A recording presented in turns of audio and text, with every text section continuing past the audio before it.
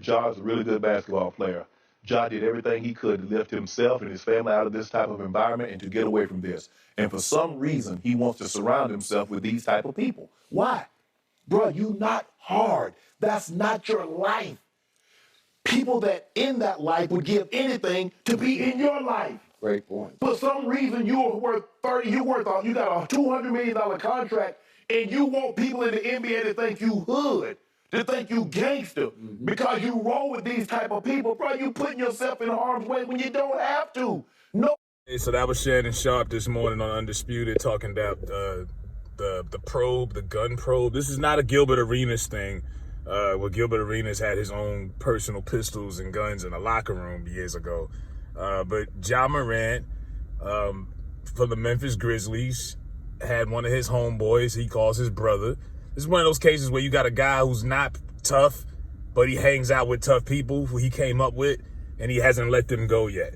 And that's what Shannon's getting at. Now, Shannon, can be hypocritical himself because, hell, he was just jaw-jacking with these same guys a few weeks ago when the Memphis Grizzlies played the Lakers and him and Dylan Brooks got into it.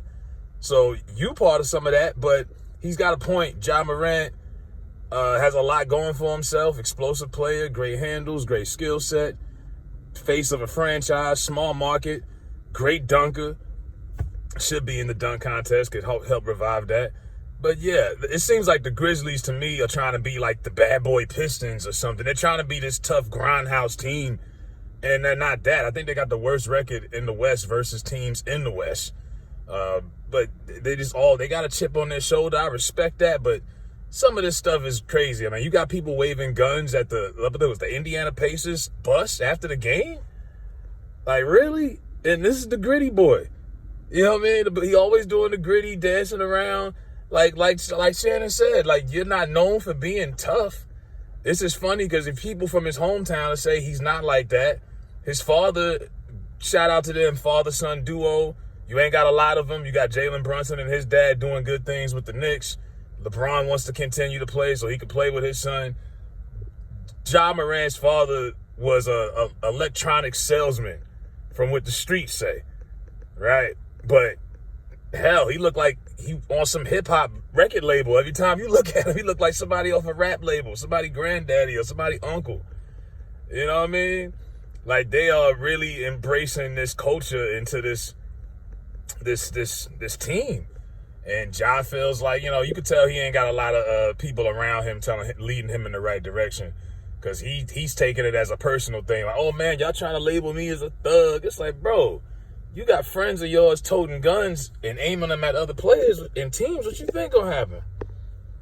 Now there's an investigation happening. Like I say, this isn't good. It's not a good look. This can affect endorsements. This can affect shoe deals, all kind of side deals. The NBA has an international issue right now. It's not an issue I look at as an issue. They love the fact that they got all this, global success because you got all these big international young players. Giannis, Luka, Jokic, Embiid. But who's the next American superstar? Is it Zion? Is it Ja? Ja would be perfect for that. But between injuries and then this stuff right here, but injuries with Zion, other stuff with Ja, yeah, I mean, they're looking for that next person that's going to take up and be the face. Because as long as I've been around, and even if you go back to the 60s, the face of the NBA has always been an American-born player who's the best in the league. I don't care if it's white or black. Jerry West, Elgin Baylor, Wilt Chamberlain, Iceman Gervin, Dr. J, Magic, Larry, Michael, Kobe, LeBron. It goes on. Iverson. They're looking for that. And Ja could be that, but he's got to get his head on straight. You know what I mean? If you want to ditty, you want to gritty and dance and all that, they're a showboating team. But when they lose and when things don't go their way, they like to, take it the other route. So, but yeah, Shannon Sharpe is highly concerned. But yeah, he's like, you not hard, bro. You know what that remind me of? That remind me of that scene in CB4 where Chris Rock's dad was like, man, you ain't tough. I grew up on the streets. You ain't shit. You know what I mean? Like, just broke him all the way down. Like, that is not who you are. But hey, I mean, some people, they get money and they feel like they have to, there's a certain perception that they want to live. But don't sit here and act like you thugging and then get mad and try to use the victim card when the media allegedly calls you a thug. They only calling you that because of the way you presenting yourself.